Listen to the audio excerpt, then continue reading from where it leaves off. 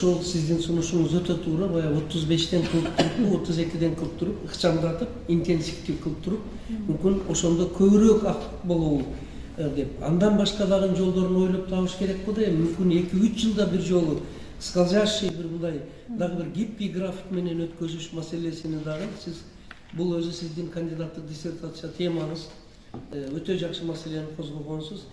Бир маселе мен айтайын дейм да, Салтанат. Урматтуулардын алдыда катышкандар, жана биз билген жанатан бери эртеден бери сүйлөп аткан новая школа, новое мышлениени кыргыз тилине которуп чыккан ушул кыз болот да.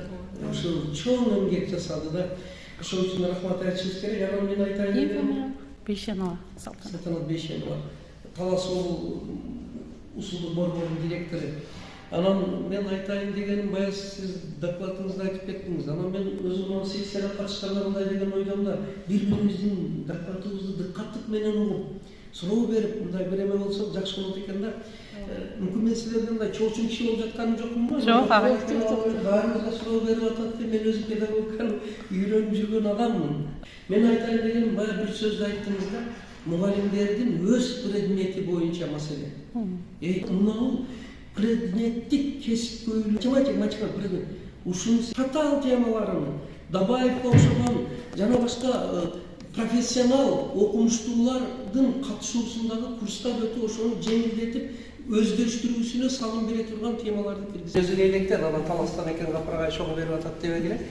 Мынабул кызыбыз 7 область Кыргызстандын мугалимдеринин кесипкөйлүгүнү жогорулатуу боюнча тема алыптыр да. Бул сейрек тема да өзүчө.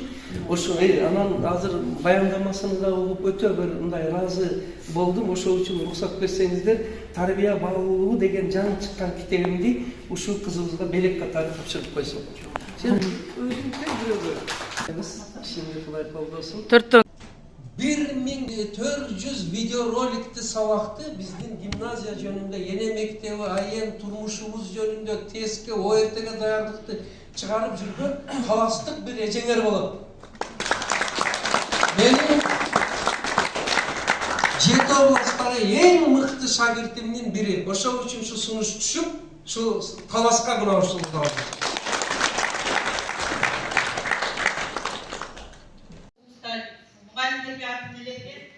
эң жакшы семинар өтүп берген 3 күн бою жүргөн. Андан кийин жаз айында агай менен сүйлөшүп, графикине койдуруп, агайдын аттан тыгыз экен, графики ошондой болсо да мен сен столдо барам деген сөз эле. Кандай аспиранттарына болгон агайдын ишеними, сыйы, чоң адамгерчилик мамилесинен кабыл алдым. Эмгек талыкпай, агайдын насаат сөздөрү түндө сүйлөгөн, жанактайын. Көп нерсени үйрөткөн, устарга таазим кылабыз. Аспирант доктор кандидатты өстүргөн бай болуңуз агайым. Ошол перишеттин жашын жетирип атабыз. Гапыргай келиңиз, андан кийин сөздү бүтүрөбүз. Урматтуу катышуучулар, эртеңки конференцияда тема боюнча айтты эле, азыр мына сунуш болуп калды, кайда боюңузду айтыңыз деп.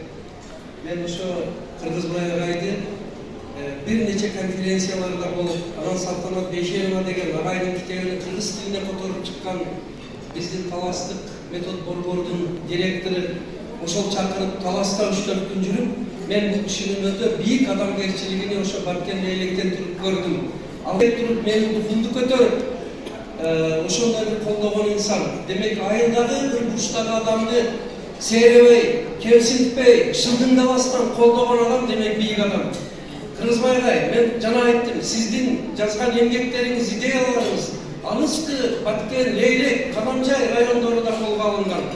Илайым бар болуңуз, эжебиз менен, жеңебиз менен кошо карып, өнүп өсүп жүрүңүздөр. Мен сөзүмдү кыскартайын дагы, мына жана Кыялбек жанатан бери, мына жака бергиле деген адамга берип коеюн.